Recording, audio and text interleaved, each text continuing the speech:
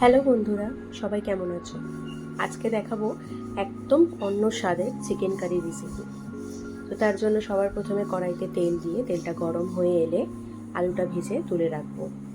আলু ভাজা হয়ে গেলে আগে থেকে কোচানো পেঁয়াজ আছে সেটা দিয়ে ভালো করে ভেজে নেব। আর মশলা দেব জিরে বাটা, শুকনো লঙ্কা বাটা, টমেটো কুচি, কাঁচা লঙ্কা, আদা রসুন পেস্ট।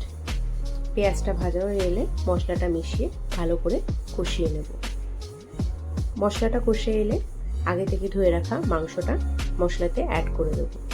তারপরে ভালো করে চিকেনটা কষিয়ে নেব। চিকেনটা কষানো হয়ে গেলে আমি আগে থেকে আলাদা করে গরম জল আলাদা পাত্রে বসিয়েছি, সেটা চিকেনের সাথে অ্যাড করে দেবো। বাট আমি এটাকে ট্রান্সফার করব অন্য একটি পাত্রে, বড় পাত্রে। তো ভালো করে চিকেনটা কষানো হয়ে গেলে আর জানাতে চাইবো যে এই চিকেনটা একটু হলুদের পরিমাণটা কম হবে। চিকেনটা যখন কষাবো শুধুমাত্র হলুদ দেবো, নুন কিন্তু আমি অ্যাড করবো না, কারণ চিকেন থেকে প্রচুর পরিমাণে জল ছাড়ে। চিকেনের জলটা শুকিয়ে এলে তারপরে আমি লাস্টে কিছুক্ষণ কষানোর আগে নুনটা অ্যাড করব। তারপরে চিকেনটা পুরোপুরি কষা হয়ে গেলে ভাজা আলুটা অ্যাড করে দেবো। তারপর আরেকটু কিছুক্ষণ কষিয়ে নেব। তারপরে জল ঢেলে দেবো, গরম জল।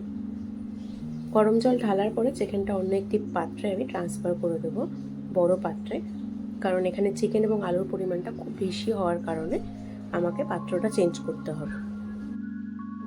তো আমি একটি বড় তিসেল হাঁড়িতে চিকেনটাকে ট্রান্সফার করে দিয়েছি। তারপরে 10 থেকে 15 মিনিট চিকেনটাকে সিদ্ধ হওয়ার জন্য রেখে দেবো আস্তে আস্তে। আলুটা সিদ্ধ হয়ে এলে এবং চিকেনটা সিদ্ধ হয়ে এলে ভালো করে জোরে আছে ঝোলটা যাতে জাল হয় ভালোভাবে ফুটিয়ে নিতে হবে। তারপরে লাস্টে আমি মশলা অ্যাড করব, সেটা হচ্ছে গোটা ধনে বাটা এবং গোটা গোলমরিচ বাটা।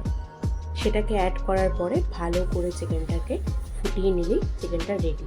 এখানে কিন্তু ধনে আর গোলমরিচ লাস্টে বাটাটা আমি দেবো, কোনো গরম মশলা অ্যাড করব না, যার জন্য চিকেনটা একদম অন্যরকম স্বাদের খেতে হবে, যেটা খুব সুন্দর, অতুলনীয়। তোমরা একবার ট্রাই করো, খুব ভালো লাগবে আশা করি।